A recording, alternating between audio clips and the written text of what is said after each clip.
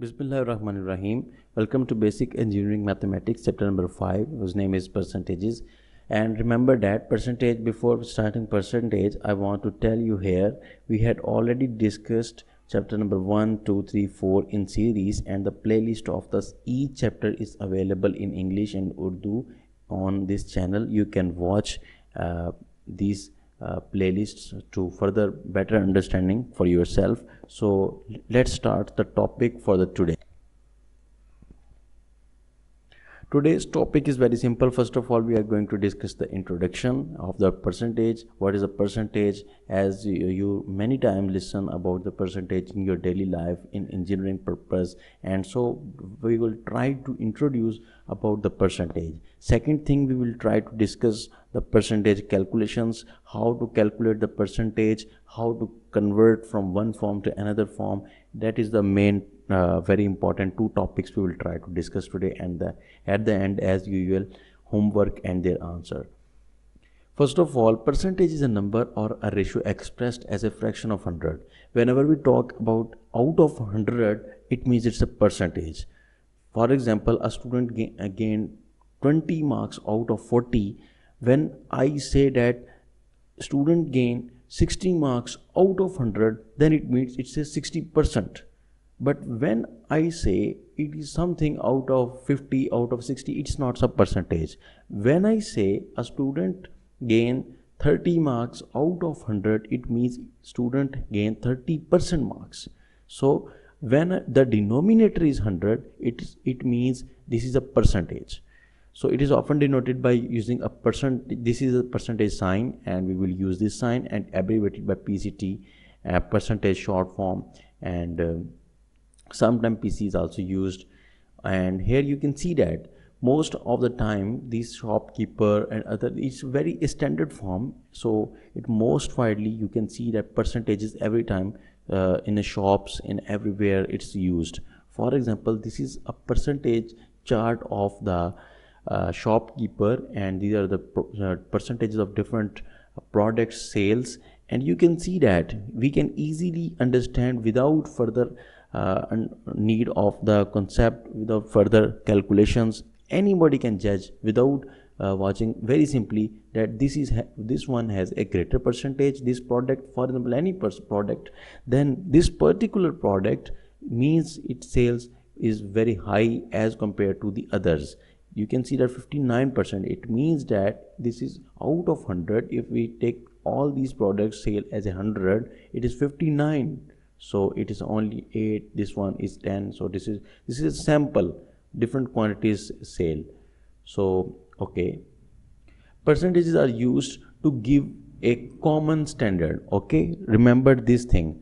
Percentages is a standard, so widely used in engineering purpose, in daily life. So interest rates in daily life, interest rate you many times listens in when the bank policy, sale reductions, pay rises, etc. exams, as we already discussed, and other situations in which percentages are used, and we will try to discuss some examples. Interest rates indicate the cost at which we can borrow the money. Interest rate is very simple. Whenever we go to the bank, you can easily see the statements of the interest rate there, and there are different policies of different vary from percentage. But whenever you look at the pamphlet, you can see the percentage sign. It means that this is standard and everybody use this percentage. It means if you borrow, for example, let's forget this currency, just talk about $800,000, then at a 6.5% interest rate for a year, it will cost you 6.5% of the amount borrowed to do so. Means to say that if I want to borrow this $8,000 at the interest rate of 6.5%, then I have to pay extra 6.5% of this money when I am going to return this money to the bank, repay this money loan after. This is for 1 year. Okay, If I am borrowing this money at interest rate of 10%, then it means I have to calculate the 10% of this money, then add this 10% of money. For example, 6% of this money, for example, let's suppose is 1000, just for suppose, then I have to return 1000 when along with the 8000 when I'm going to return it to the bank. So this is called the interest rate, and it is calculated with the help of example. But how we can calculate, we will use we will try to discuss this later on. And for example, if a shoe pair is $60, then it is in a sale, it is advertised in a sale as a 20% off. But how much we have to pay right now? We can simply first of all calculate the percentage. What is the percentage? 20% of the 60. So then we subtract this money from the 60. But how we can calculate the 20% of this money? You can see that again the percentage is used in a shops as well. So we will also learn how to calculate the percentage, but in the next topic. A book consisting of, for example, there is a book, any book whose cost is $18, let's suppose, then on an internet sale, this book is available at a 30% less cost. But what is the cost right now? We will try to discuss these things later on. As I already discussed, the percentage, this is the definition of the percentage. Percentages are the fractions having 100 as their denominator. Their denominator is fixed. For example, 40% means 40 divided by 100. 50% means 50 divided by 100. 90% means 90 divided by 100. So whatever the percentage, when I divide it by 100, the denominator is fixed. It means it is the percentage. So it can be read as 40%. To convert a decimal to a percentage, the decimal number is converted to a percentage. But simply, this is the first case that we are going to discuss, and the second topic is started right now. You can see that percentage calculation. So first case is when we have a decimal number and we want to convert it to a percentage. Very simple, just multiply it by 100. Example number 1, express 0.015. This is a decimal number and I want to convert it to a percentage. Just multiply it with 100. 0.015 multiplied by 100, then it is answer is 1.5. So this is 1.5 is the expression of 0.015 as a percentage. Another example, to convert a decimal to a percentage, very simple. Again, another example, again 0.0275 is a decimal number and I want to represent it in a decimal form, from decimal form to a percentage form. Just multiply it by 100, 27.5. This is the second case, to convert a percentage to a decimal. This is a reverse process. You can see that of the in the previous case we convert decimal into percentage, and here we are going to convert the percentage to a decimal. When we are going to reverse this process, then simply the reverse of or anti-process of the multiplication is the division. All the process is also reversed. In a previous case we multiplied, and here in this case we will have to divide by 100. So when we have a percentage, then we can convert the percentage into decimal very simply by just dividing. For example, 6.5 is a percentage and I want to express this percentage into a decimal number. This is very simple. Just press 6.5 and divide it by 100.